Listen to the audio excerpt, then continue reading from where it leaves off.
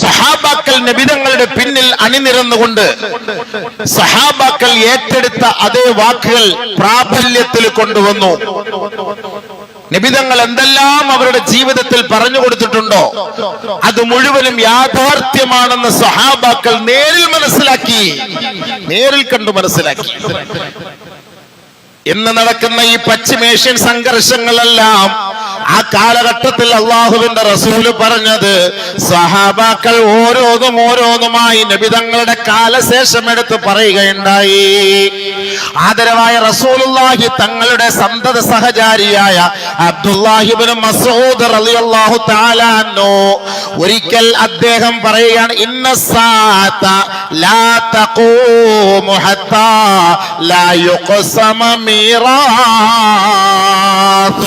വലാ യുഫറഹ ബിഗനീമതിഹി. ഒരു കാലം വരും സഹാബത്തെ, അന്ന് സമ്പത്ത് കുന്നുകൂടുന്ന കാലഘട്ടമായിരിക്കും. അന്ന് യുദ്ധമുതലുകളെല്ലാം നമ്മുടെ മുന്നിൽ കൂനമായി കിടക്കുമ്പോൾ, കൂട്ടം കൂടി കിടക്കുമ്പോൾ മല പോലെ കിടന്നാലും അതാർക്കും അന്നത്തെ കാലഘട്ടത്തിൽ വേണ്ടാത്ത ഒരു കാലമുണ്ടാകും. അങ്ങനെ ഒരു കാലം വരാതെ ലോകം അസ്തമിക്കില്ല കേട്ടോ.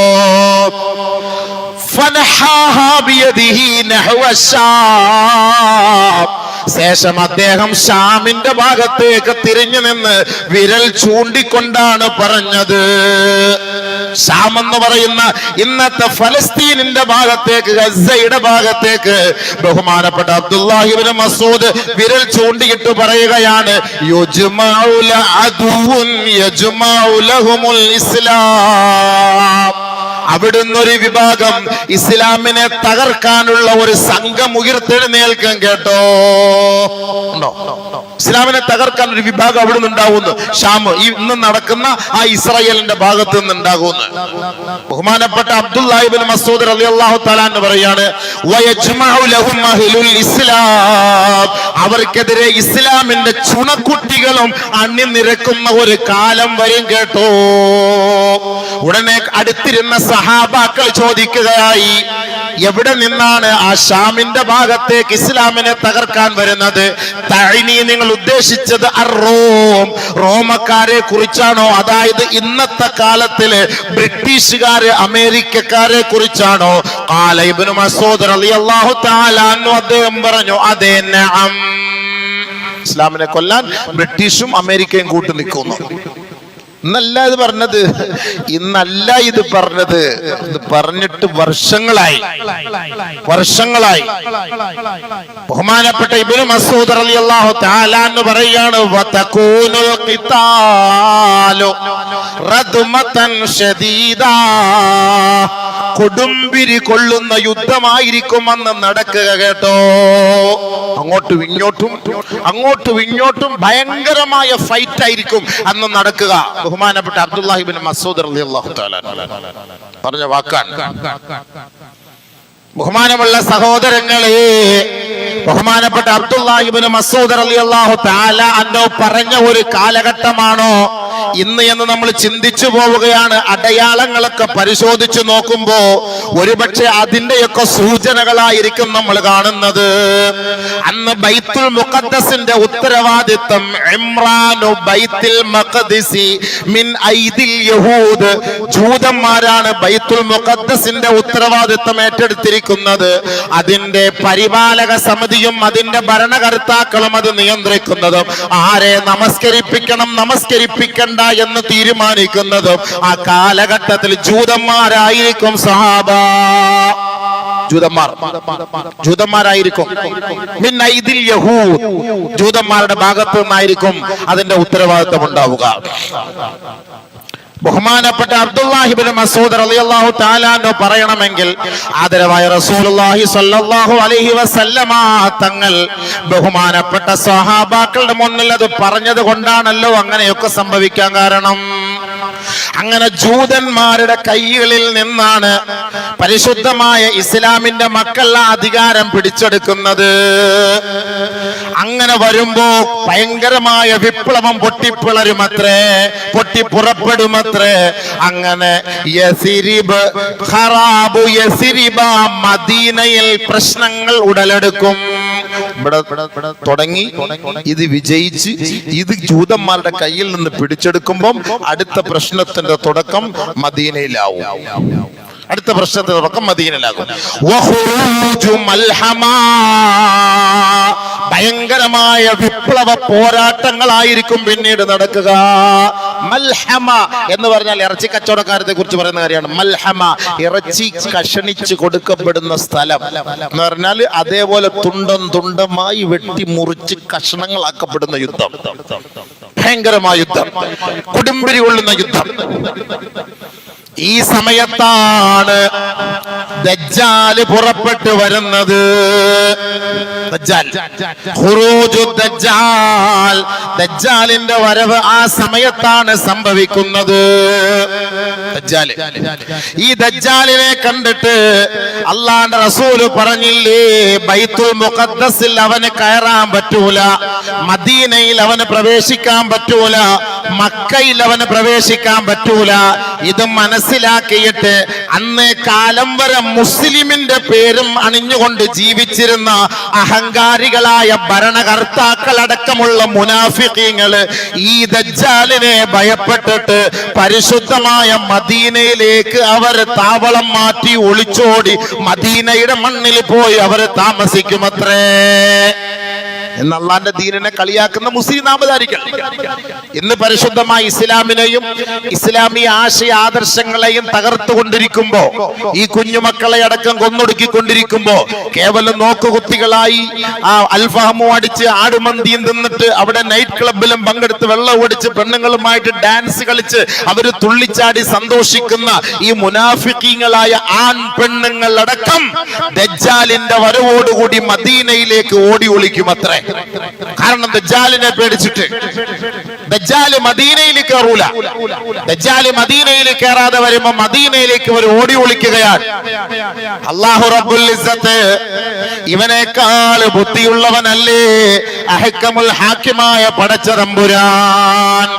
ഫഇന്നഹാ തർജുഫു ബിഅഹ്ലിഹാ സലാസ റജഫാത്ത്. ഈ മുനാഫിക്കീങ്ങളായ നാമധാരികളായ മുസ്ലിമീങ്ങൾ മദീനയിൽ ഏതെല്ലാം മാളങ്ങളിലും ഒളിച്ചിരിക്കുന്നുണ്ടോ, അല്ലാഹു റബ്ബുൽ ഇസ്സത്ത് ആ വിഭാഗത്തെ കൊണ്ട് മദീനയെ ഒന്ന് കുലുക്കുമത്രേ. കുലുക്കും. നീ അങ്ങനെ കയറി സൂഹിക്കണ്ട. ഇത്ര നാള് അള്ളാഹ് ഇല്ല, ഇബാദത്തില്ല, റസൂലില്ല, ദീനില്ല, ഈമാനില്ല. ഇപ്പൊ ദജ്ജാൽ വന്നപ്പോ അവന്റെ പിടിയിൽ നിന്ന് രക്ഷപ്പെടാൻ വേണ്ടിട്ട് നീ മദീനയിൽ വന്ന് ഒളിച്ചിരിക്കാൻ നീ ശ്രമിക്കുന്നോ? ഇല്ല. അള്ളാഹുവിന്റെ റസൂല് പറയുകയാണ്, ഫഇന്നഹാ ബിഅഹ്ലിഹാ തർജുഫു സലാസ റജഫാത്ത്. 3 കുലുക്കം അല്ലാഹു കുലുക്കും. 3 കുലുക്കം. ഏതെല്ലാം മൂലയിൽ ഈ മുനാഫിക്കീങ്ങൾ ഒളിച്ചിരിക്കുന്നുണ്ടോ, ഈ മുനാഫിക്കീങ്ങളായ ആണും പെണ്ണും ഒളിച്ചിരിപ്പുണ്ടോ, അവിടെയെല്ലാം അല്ലാഹു കുലുക്കുമത്രേ. അവിടെയെല്ലാം അല്ലാഹു കുലുക്കും. ഫയഖ്റുജു ഇലൈഹി കുല്ലു മുനാഫിഖിൻ വ മുനാഫിഖാ. ഓരോ മുനാഫിഖീങ്ങളിൽപ്പെട്ട ആണും പെണ്ണുങ്ങളും ആ ദജ്ജാലിന്റെ അരികിലേക്ക് തന്നെ മടങ്ങി പോകേണ്ടി വരും. അവൻ അങ്ങനെ സൂചിച്ചാൽ കിടക്കാൻ പറ്റൂല, മദീനയിൽ കിടത്തൂല. അല്ലാഹു തആല ഇവനെയൊക്കെ കുലുക്കി ചാടിക്കും പുറത്തേക്ക്. പുകഞ്ഞ കൊള്ളി പുറത്ത് പോ. ഇത്ര നാള് പരിശുദ്ധമായ ദീനിന്റെ ഇസ്ലാമിന്റെ നിയമനിർമ്മാണങ്ങളെല്ലാം ഉണ്ടായിട്ട് അതിനെ നിനക്ക് പാലിക്കാനും ഉൾക്കൊള്ളാനും കഴിയാതെ ഇന്ന് നീ എന്ത് ചെയ്യുന്നു? ദജ്ജാലിനെ കണ്ടപ്പോ നീ ഓടി ഇതിലേക്ക് കയറി വരുന്നു. ഇല്ലേ? വേണ്ട. മദീനെ അല്ലാഹു കുലുക്കുകയാണ്. അങ്ങനെ കുലുക്കിയിട്ട് അതിലേക്ക് മാറ്റിവിടും, അവനിലേക്ക് പറഞ്ഞു വിടും. എത്രത്തോളം എന്ന് വെച്ചാൽ അന്ന് പിന്നെ മദീനയിൽ പിന്നെ ഒരാൾക്ക് പോലും പ്രവേശിക്കാനോ, മദീനയില് ഒരാൾ സിയാറത്തിന് വരാനോ, പരിശുദ്ധമായ ഹജ്ജ് കർമ്മം നിർവഹിക്കാനോ ഒരാളും ഉണ്ടാകാത്ത ഒരു വലിയ ഒരു സംഭവമായിരിക്കും ആ കാലഘട്ടത്തിൽ. അപ്പോഴാണ് ബഹുമാനമുള്ള സഹോദരങ്ങളെ, ബഹുമാനപ്പെട്ട ഇമാം മഹ്ദി റഹ്മഹുള്ളയുടെ റളിയല്ലാഹു അൻഹുവിന്റെ വരവ്, ഇമാം മഹ്ദിയുടെ വരവ്. അപ്പോഴാണ് ഇമാം മഹ്ദി. ആളുകളെല്ലാവരും എപ്പോഴും ഇപ്പോൾ ഇങ്ങനെ ദുആ ചെയ്തുകൊണ്ടിരിക്കുകയാണ്, ഇമാം മഹ്ദി. നബിയുനാ റസൂലുള്ളാഹി സ്വല്ലല്ലാഹു അലൈഹി വസല്ലമ തങ്ങൾ പറയുകയാണ്, അൽ മഹ്ദിയു മിന്നി.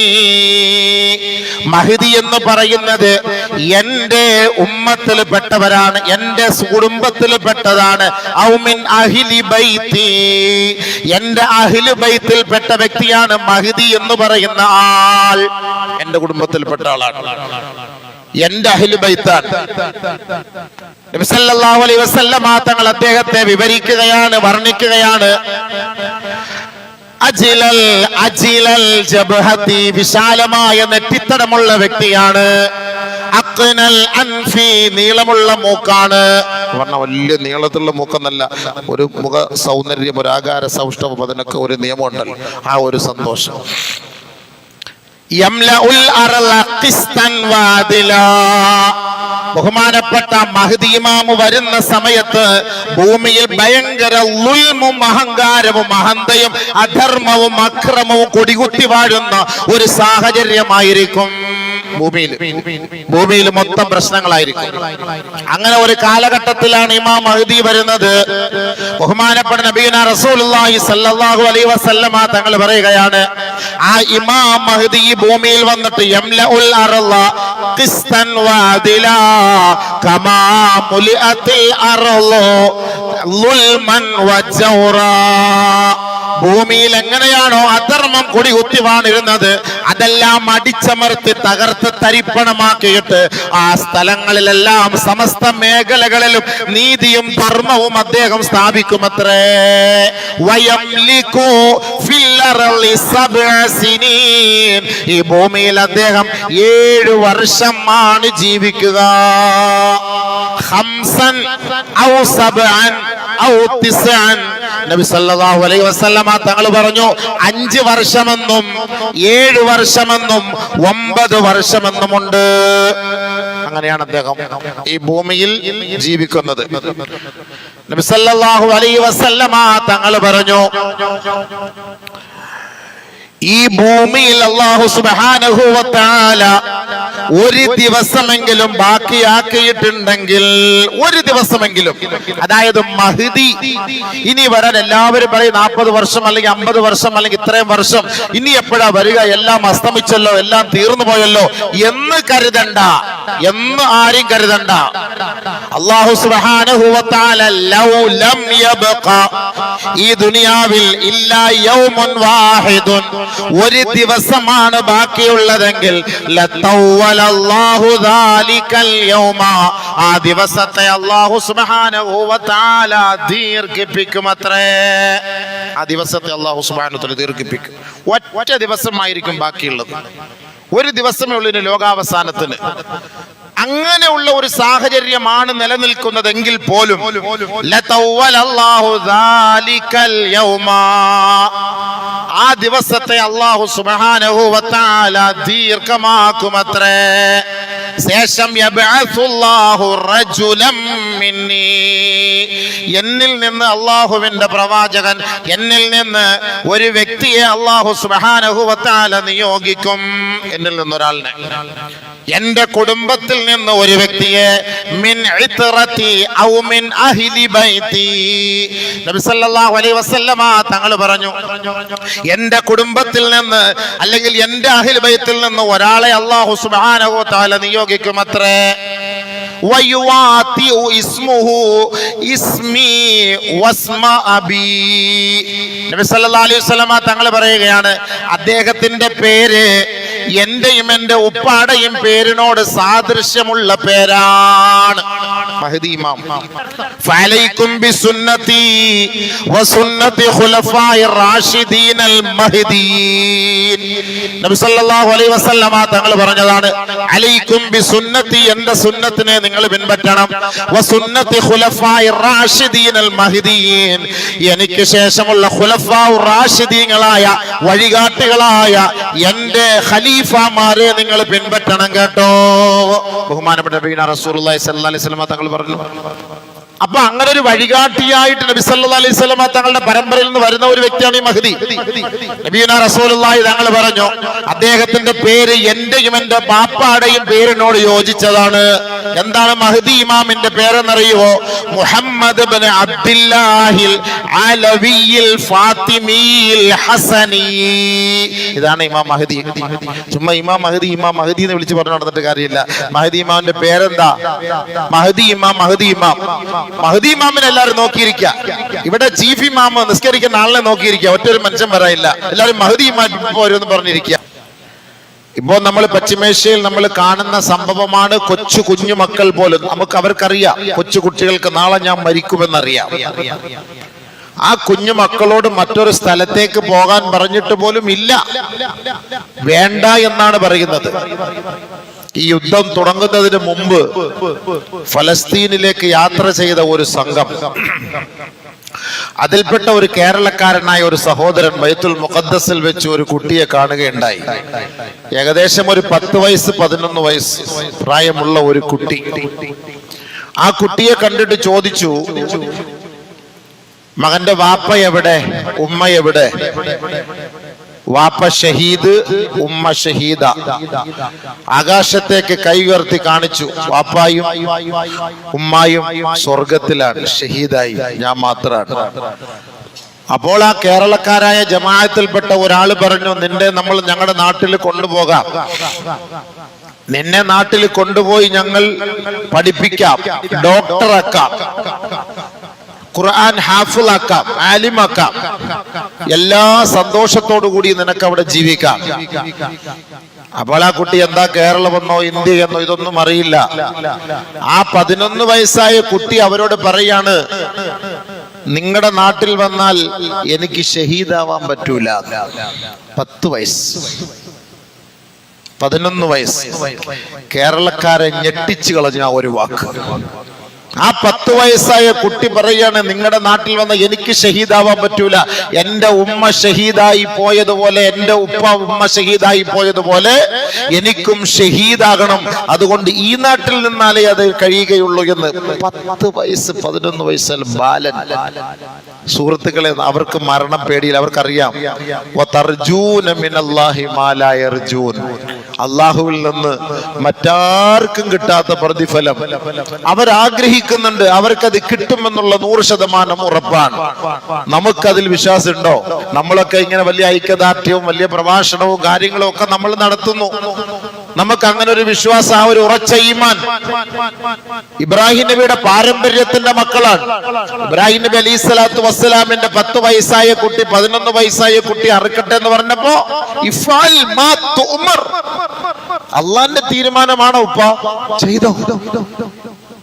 എനിക്കതിൽ നിരാശയില്ല, എനിക്കതിൽ ദുഃഖമില്ല, എനിക്കതിൽ വിഷമമില്ല, പ്രയാസമില്ല. അള്ളാന്റെ തീരുമാനമാണോ? നടക്കട്ടെ. ഈ ഒരു ക്വാളിറ്റി ഉണ്ടാക്കിയെടുക്കണം നമ്മുടെ മക്കൾക്ക്. അല്ല, നമ്മൾ കുറച്ച് നിസ്കാരമുള്ളവരാണ് മുസ്ലിം ഉമ്മത്താന്ന് പറഞ്ഞിട്ട് കാര്യമില്ല. മുസ്ലിം ഉമ്മത്തുകൾ എന്ന് പറഞ്ഞിട്ട് കാര്യമുണ്ടോ? എന്താണ് ഇസ്ലാം? എന്താണ് ആ ഉമ്മത്തിന്റെ ലക്ഷ്യം? നമ്മുടെ ലക്ഷ്യം എന്താണ്? അള്ളാഹു ഏറ്റവും കൂടുതൽ ഇഷ്ടപ്പെടുന്ന ഒരു കാര്യമാണ് അള്ളാഹുവിന്റെ മാർഗത്തിൽ ഷഹീദാവുക എന്നുള്ളത്. അള്ളാഹു ഇഷ്ടപ്പെടുന്നതിൽ വെച്ച് ഏറ്റവും വലിയ അമൽ അതാണ്, അള്ളാഹുവിന്റെ മാർഗത്തിൽ നമ്മൾ ഷഹീദാവുക എന്നുള്ളത്. എന്താണ് ആ ഷഹീദ് എന്നും അതിന്റെ മഹത്വം എന്തെന്നും അവർ ആസ്വദിച്ചു രുചിച്ചു കൊണ്ടിരിക്കുന്നവരാണ്. എന്നായാലും ഒരു ദിവസം ഈ ലോകത്ത് നിന്ന് വിട പറയേണ്ടി വരും. ആ ശുഹദാക്കളെല്ലാം സ്വർഗത്തിൽ പച്ചപ്പട്ടുകളിൽ പാറി പറക്കുന്ന പക്ഷികളെ പോലെ ഇഷ്ടാനുസരണം യഥേഷ്ടം ഭക്ഷണം കഴിച്ച് സുഖലോലുപരായി കഴിഞ്ഞുകൂടുകയാണ് അവരുടെ മുൻഗാമികളുമായി സല്ലപിച്ചുകൊണ്ട്. അവർക്കതുകൊണ്ട് എന്താണ് മരണം? അതൊരു വിഷയമേ അല്ല. ആ മരണത്തെ ഭയന്നിട്ട് സ്വന്തം നാട്ടിൽ നിന്ന് അവർ മാറിപ്പോകാൻ പോലും വിസമ്മതം പ്രകടിപ്പിക്കുന്നവരായി മാറി. അത്രത്തോളം ഈമാനിക ചൈതന്യം അവർക്ക് ലഭിക്കുകയുണ്ടായി. അതുകൊണ്ടാണല്ലോ അള്ളാഹുവിന്റെ വലിയ ബർക്കത്തും റഹ്മത്തും ആ നാട്ടിൽ ഇറങ്ങുന്നത്, ഗൈബിയായ സഹായം. ഈ അടുത്ത ദിവസം അവിടെ നിന്ന് ഒരു സഹോദരന്റെ ഒരു അറബിയിൽ ഒരു കുറിപ്പ്. സാധാരണ നമ്മൾ ഇന്നത്തെ ഇവിടുത്തെ ജൂത നസ്രാണികളുടെ പത്രമാണല്ലോ നമ്മൾ ആദ്യമായിട്ട് ഉമ്മ വെക്കുന്നത്. സുബഹി കഴിഞ്ഞ ഉടനെ അങ്ങനെയെങ്കിലും ആ മുസീബത്ത് വലിച്ചു കീറി കളഞ്ഞിട്ടെങ്കിലും ഒരു ഐക്യദാർഢ്യം പ്രഖ്യാപിക്കാൻ നമ്മുടെ കൗമിന് പറ്റൂല. നമ്മളെ രാവിലെ സുബഹി കഴിഞ്ഞ ഉടനെ ആ മുസീബത്ത് പത്രം കണ്ടെങ്കിലേ നമ്മുടെ കണ്ണും വയറും നിറയുകയുള്ളൂ. ഈ ഉമ്മത്ത് മൊത്തം ബഹിഷ്കരിച്ചാൽ അങ്ങനെ ഒരു ഐക്യദാർഢ്യം നടത്തിക്കൂടെ? എഴുതുന്നത് മൊത്തവും ഇസ്രായേലികൾക്ക് അനുകൂലമായിട്ടാണ്. എവിടെ മുസ്ലിമീങ്ങൾക്ക് അനുകൂലമായിട്ട്? ഇല്ലാത്ത കഥകളെല്ലാം കെട്ടിച്ചമച്ചു കൊണ്ടുവന്നിട്ട് ആ മഞ്ഞ പത്രങ്ങളൊക്കെ നമ്മുടെ വീട്ടിൽ നമ്മൾ പണം കൊടുത്ത് ആ മുസീബത്ത് ഇസ്രായേലിസവും നസ്രാനിസവും ജൂദായിസവും ഒക്കെ നമ്മൾ വിലയ്ക്ക് വാങ്ങുകയാണ്. നമ്മൾ വിലയ്ക്ക് വാങ്ങിയാണ്. നമ്മളൊരു മുസ്ലിം ഉമ്മത്തിന് എന്തെങ്കിലും ഇതുമായി ബന്ധപ്പെട്ട ഒരു പത്രമോ ഒരു വാർത്താ മാധ്യമങ്ങളോ ഉണ്ടെങ്കിൽ മുസ്ലിം ഉമ്മത്ത് സഹായിക്കാൻ തയ്യാറല്ല. ഉടനെ അവൻ എതിർത്തിട്ട് ജൂതനെയും ക്രിസ്ത്യാനിയെയും തന്റെ വീട്ടിലേക്ക് കൊണ്ടുവരാൻ അവന് ഭയങ്കര ഉത്സാഹമാണ്. കേവലം ചെറിയ ചെറിയ ശാഖാപരമായ വിഷയങ്ങളിലാണ് അഭിപ്രായ വ്യത്യാസമുള്ളത്. അടിസ്ഥാന തത്വങ്ങളിൽ മുസ്ലിം ഉമ്മത്തിനിടയിൽ എവിടെ വ്യത്യാസമുള്ള? ഒരു വ്യത്യാസമില്ല. അപ്പൊ ഒരു മുസ്ലിം എന്ന ഒരു കാഴ്ചപ്പാടിൽ എന്തെങ്കിലും ഒരു കാര്യം തുടക്കം കുറിച്ചാൽ അതിനെ സപ്പോർട്ട് ചെയ്യണം മുസ്ലിം സമുദായം. അതിന് പകരം ജൂതനെയും ക്രിസ്ത്യാനിയും സപ്പോർട്ട് ചെയ്തിട്ട് അവന്റെ ഉൽപ്പന്നങ്ങൾ വാങ്ങി ഉപയോഗിച്ചിട്ട് അവൻ കൊടുക്കുന്ന പത്രം, അവൻ എഴുതുന്ന പത്രം, അവന്റെ വാർത്താ മാധ്യമങ്ങൾക്ക് കൂടുതൽ പ്രാമുഖ്യമാണ് നമ്മൾ നൽകുന്നത്. അല്ലാതെ പരിശുദ്ധമായ മുസ്ലിം സമുദായത്തിന്റെ പത്രങ്ങളിൽ നിന്ന് സത്യവാർത്തകൾ വരുമ്പോൾ നമുക്ക് ഒപ്പിയെടുക്കാൻ ബുദ്ധിമുട്ടാണ്. വലിച്ചെറിയൻ സുഹൃത്തുക്കളെ, വലിച്ചെറിയൻ. എന്താ ഗുണം ഇതുകൊണ്ട്? മുസ്ലിം ഉമ്മത്തിനെ നാണം കെടുത്താനും നമ്മുടെ പണം കൊണ്ട് നമ്മെ തന്നെ തകർക്കാനാണ് ഇവർ ശ്രമിക്കുന്നത്. അപ്പൊ അദ്ദേഹത്തിന്റെ ഈ അടുത്ത സമയത്ത് കഴിഞ്ഞ ആഴ്ചയിൽ വന്ന ഒരു റിപ്പോർട്ടാണ്. ഒരു സാലിഹായ മനുഷ്യൻ, ആ സാലിഹായ മനുഷ്യൻ അദ്ദേഹം വീട്ടിലേക്ക് കയറി ചെല്ലുകയാണ്. എല്ലാവരുടെയും കയ്യിൽ ഇപ്പോ ഈ പറയുന്ന പോലെ ആയുധങ്ങളുണ്ടല്ലോ. അപ്പോ ആ വീട്ടിലേക്ക് കയറി ചെല്ലുമ്പോൾ ഇദ്ദേഹത്തെ കൊല്ലുന്നതിന് വേണ്ടി ഒരു ജൂതൻ അതിന്റെ ഉള്ളിൽ ഒളിച്ചിരിപ്പുണ്ട്. ആരുമില്ല. ഇദ്ദേഹം ഒറ്റയ്ക്ക് കയറി പോകുന്നു. ആരോ ഒരാള് വിളിച്ചു പറയുന്നു, ഖൽഫക യഹൂദിയുൻ, ഖൽഫക യഹൂദിയുൻ. ആരോ ഒരാൾ വിളിച്ചു പറയുന്നു. ഒരു അശരീരിയാണ് ആ ശബ്ദം കേട്ടത്.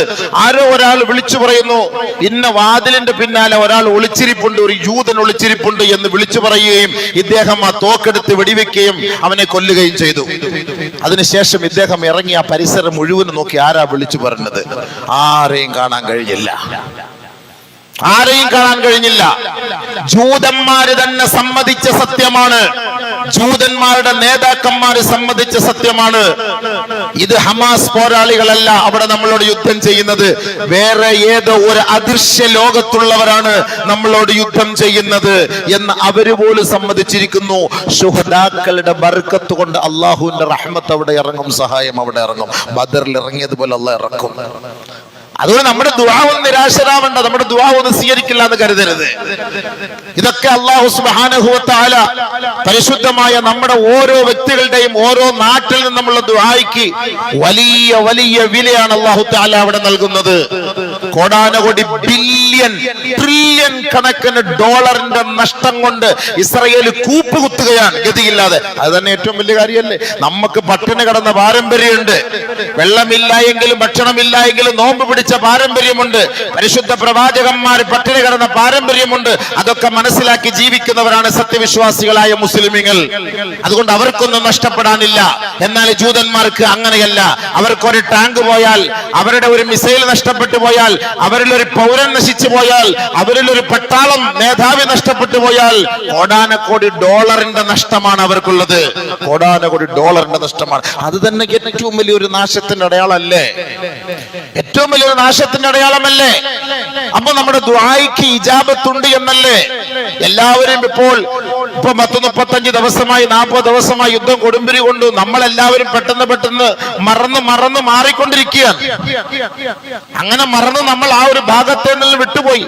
അറേബ്യൻ നാടുകളിൽ മ്യൂസിക്കിന്റെയും കലാവിരുന്നുകളുടെയും അരങ്ങേറുമ്പോ ഇന്ത്യ രാജ്യത്തിലെ മഹാപണ്ഡിത മഹത്തുക്കൾ കത്തെഴുതി അറബ് ലോകത്തിന്, നമ്മുടെ സാധുക്കളായ മുസ്ലിം സഹോദരങ്ങളും കുഞ്ഞുമക്കളും പിടഞ്ഞ് മരിക്കുമ്പോ അതേ ജസീറത്തുൽ അറബിന്റെ മണ്ണില് നിങ്ങൾ നൃത്തം ചവിട്ടി അട്ടഹസിച്ച് പാട്ടുപാടി സന്തോഷിക്കുകയാണ് അല്ലേ?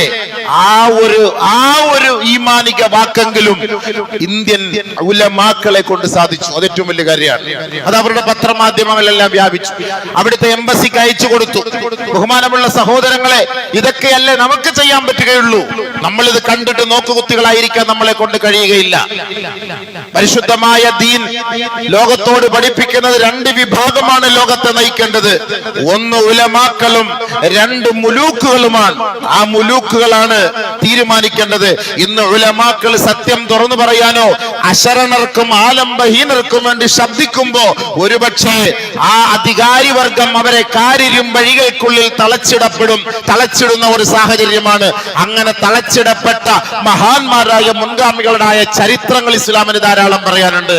സത്യത്തിന് വേണ്ടി നിലകൊള്ളുന്ന പണ്ഡിതന്മാരെ തകർക്കുക എന്ന ലക്ഷ്യം രംഗത്തേക്ക് വരുന്നത് മുസ്ലിം ഭരണകൂടത്തിന്റെ ഭാഗത്ത് നിന്നാണ്. അതുകൊണ്ടല്ലേ ഈ മുസ്ലിം കൺട്രികളിൽ ഒരാൾ പോലും നോക്കുകുത്തിയായി നിൽക്കുക അല്ലാതെ ഒരാൾ പോലും ഈ ഒരു യുദ്ധം നിർത്ത് അതിനുവേണ്ടി പാടുപെടാനോ പരിശ്രമിക്കാനോ അതിനുവേണ്ടി എന്തെങ്കിലും ഒരു തീരുമാനത്തിലെത്താനോ തയ്യാറാകാത്തതിന്റെ കാരണം എന്താ?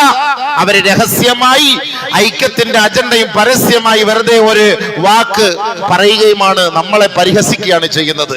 അതുകൊണ്ട് സുഹൃത്തുക്കളെ, സഹോദരങ്ങളെ, നമ്മൾ ഈ അധികാരികളുടെ വാക്കുകളൊന്നും നമ്മൾ കേൾക്കണ്ട. നമ്മൾ നേരെ നബിതങ്ങളിലേക്ക് വാ. എന്താണ് ഇസ്ലാം പഠിപ്പിച്ചത്?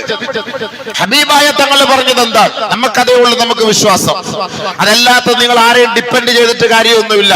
നിങ്ങൾ കുവൈത്തിനെയോ സൗദി അറേബ്യയോ ബഹ്റൈനെയോ ഖത്തറിനെയോ നിങ്ങളൊക്കെ ഡിപ്പെൻഡ് ചെയ്തത് കൊണ്ട് യാതൊരു ഗുണവും ഉണ്ടാകാൻ പോകുന്നില്ല. അവർ കുലുങ്ങുക പോലുമില്ല. ഇനി ഭസ്മമായി ബൈത്തുൽ മുഖദ്ദസ് തുടച്ച് നീക്കപ്പെട്ട പോലും ആരും മിണ്ടുകയില്ല. അവരുടെ സ്വന്തം രക്ഷയും അവരുടെ അലമാരകളും അവരുടെ ഖജനാവുകളും അവരുടെ കൊട്ടാരങ്ങളും അവരുടെ നാരിമാരും അവർക്കൊരു പൊള്ളലേക്കാതെ സംരക്ഷിക്കലാണ് അവരുടെ ഏറ്റവും വലിയ ഉത്തരവാദിത്തം. അതങ്ങനെയാണ് പാരമ്പര്യം, ചരിത്ര പാരമ്പര്യം അങ്ങനെയാണ്. അതുകൊണ്ട് ഈമാനുള്ളവർക്ക്, ഈമാനിക ബോധമുള്ളവർക്ക്, ഇസ്ലാമുമായി ബന്ധമുള്ളവർക്ക്, ശരീഅത്തുമായി ബന്ധമുള്ളവർക്ക് അള്ളാഹുവും അവന്റെ റസൂലും പഠിപ്പിച്ചത് എന്താണോ ആ ഒരു വഴിയിലേക്ക് നമ്മൾ നീങ്ങുക. അതാണ് അല്ലാഹു സുബ്ഹാനഹു വ തആല പറഞ്ഞത്. അല്ലാഹു നിങ്ങൾക്ക് വഅദ ചെയ്യുന്നു, അല്ലാഹു നിങ്ങൾക്ക് വാഗ്ദാനം നൽകുന്നു. വഅദല്ലാഹുല്ലദീന ആമനൂ മിൻകും വഅമിലുസ് സാലിഹാത്ത്. കേവലം ഒരു വിശ്വാസിയെ മാത്രമല്ല നോക്കിക്കൊണ്ട് പറഞ്ഞത്, വഅമിലുസ് സാലിഹാത്ത്. സ്വാലിഹായ അമലുകൾ ചെയ്യുന്ന, കർമ്മങ്ങൾ ചെയ്യുന്ന സത്യവിശ്വാസികൾ ആരാണോ, ലയസ്തഖ്ലിഫന്നഹും ഫിൽ അർദ്. നിങ്ങൾക്ക് ഭൂമിയുടെ കിരീടവും അധികാരവും ചെങ്കോലും ഞാൻ നിങ്ങൾക്ക് കൈമാറാം. അള്ളാഹു പറയാണ്. അള്ളാഹ് വെച്ച ഡിമാൻഡ് എന്താ? കേവലം ഞാനൊരു മുസ്ലിമാ, ഞാനൊരു സത്യവിശ്വാസിയാ എന്ന് പറഞ്ഞത് കൊണ്ട് കാര്യമില്ല കാക്കാ. കാര്യമില്ല. എല്ലാരും ഈമാനുള്ളവരാ, എല്ലാരും മുസ്ലിമീങ്ങളാ, എല്ലാരും വിശ്വാസമുള്ളവരാണ്. അള്ളാഹ് പറഞ്ഞ വാക്കെന്താ? വഅദല്ലാഹുല്ലദീന ആമനൂ മിൻകും വഅമിലുസ് സാലിഹാത്ത്. സാലിഹായ അമലുകൾ ചെയ്യുന്ന നിങ്ങളിൽ നിന്നുള്ള യഥാർത്ഥ സത്യവിശ്വാസികൾ ആരാണോ, ലയസ്തഖ്ലിഫന്നഹും ഫിൽ അർദ് കമസ്തഖ്ലഫല്ലദീന മിൻ ഖബ്ലിഹിം. മുൻഗാമികളായ സാലിഹീങ്ങളുടെ കൈകളിൽ ഈ ഭൂമിയുടെ കിരീടം അല്ലാഹു നൽകിയതുപോലെ അല്ലാഹു റബ്ബുൽ ഇസ്സത്ത് ജൂതന്റെ നസ്രാണിയുടെ കയ്യിൽ നിന്ന് അധികാരം നിങ്ങളുടെ കൈകളിലേക്ക് അല്ലാഹു വാങ്ങിത്തരുമത്രേ. അല്ലാഹ് പറഞ്ഞ വാക്കാണ്. അല്ലാഹ് വാങ്ങിത്തരുമെന്ന് നമ്മൾ പേടിക്കണ്ടെന്നാ പറയുന്നത്. ഡിമാൻഡ് ഉണ്ട്, വെറുതെ അല്ല. കമസ്തഖ്ലഫല്ലദീന മിൻ ഖബ്ലിഹിം വലയുമക്കിനന്ന ലഹും ദീനഹും അല്ലദീ ഇർതളാ ലഹും വലയുബദ്ദിലന്നഹും മിൻ ബഅദി ഖൗഫിഹിം അംനാ. ഏതൊരു വർഗത്തെയാണോ, പ്രതിയോഗികളെയാണോ, ജൂതന്മാരെയാണോ, ഫാസിസ്റ്റുകളെയാണോ, നാസിസ്റ്റുകളെയാണോ നിങ്ങൾ ഭയപ്പെടുന്നത്, നിങ്ങൾ ഭയപ്പെടേണ്ട കേട്ടോ. ആ ഭയത്തിൽ നിന്ന് നിങ്ങളെ സുരക്ഷിത സ്ഥാനത്തേക്ക് നാം അവരോധിക്കാം. രണ്ട് ഡിമാൻഡ് നിങ്ങൾ സ്വീകരിച്ചാൽ മതി. അല്ലാഹ് പറയാണ്, എല്ലാരും കൈമലർത്തുമ്പം അവസാനം നമ്മൾ സഹായത്തിന് തേടുന്നത് ഇലാഹായ റബ്ബിനോടാണ്. ഇത് അവസാനമല്ല, തുടക്കത്തിലും തേടണം, ഒടുക്കത്തിലും തേടണം, ഒടുക്കം വരെയും തേടണം.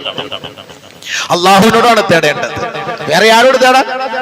100 ടാങ്കുകൾ ഉള്ളവനോട് തേടിയിട്ട് കാര്യമില്ല, വലിയ മിസൈലുള്ളവനോട് തേടിയിട്ട് കാര്യമില്ല. ഇതിന്റെ മുഴുവൻ കാര്യങ്ങളെ ഒപ്പിയെടുക്കുന്ന ലാ തഅഖുദുഹു സിനത്തുൻ വലാ നൗം, ഉറക്കമോ ഒരു കേവലം ഒരു അശ്രദ്ധ പോലും ബാധിക്കാത്ത ജഗത്തിന്റെ ഉടമസ്ഥനായ നാഥൻ, ആ പടച്ച തമ്പുരാനെ സ്വാധീനിക്കാൻ നമ്മൾ തയ്യാറായാൽ അവന്റെ കൈകളിൽ നിന്ന് അധികാരം നമ്മളിലേക്ക് അല്ലാഹു വാങ്ങിത്തരുമത്രേ. പടച്ചവന്റെ വാക്ക ഖുർആനാണ്. സൂറത്തുൻ നൂർ 55. ഇത് നമ്മൾ വിശ്വസിച്ചില്ലെങ്കിൽ പിന്നെ നമ്മൾ അല്ലാഹുവിൽ വിശ്വാസമില്ലല്ലോ. ഇത് അല്ലാഹ് വാങ്ങിത്തരാന്ന് പറഞ്ഞ കാര്യമാണ്. വലയുബദ്ദിലന്നഹും മിൻ ബഅദി ഖൗഫിഹിം അംനാ. നിങ്ങൾ പേടിക്കണ്ട. നിങ്ങൾ ആരെയാ പേടിക്കുന്നത്? ആ പേടിയൊക്കെ ഞാൻ മാറ്റിയിട്ട് നിങ്ങൾക്ക് പൂർണ്ണ സുരക്ഷിതത്വം, നിർഭയത്വം ഞാൻ തരാം. അല്ലാഹ് പറഞ്ഞ വാക്കാണ്, ഞാൻ തരാം. 2 ഡിമാൻഡ്. യഅബുദൂനനി, എന്നെ മാത്രം ആരാധിക്കണം. ലാ യുശ്രികൂന ബി ശൈആ, എനിക്കെതിരെ ഒരു നിലയ്ക്കും മറ്റൊരു വസ്തുവിനെ നീ ചിന്തിക്കുക പോലും അരുത്.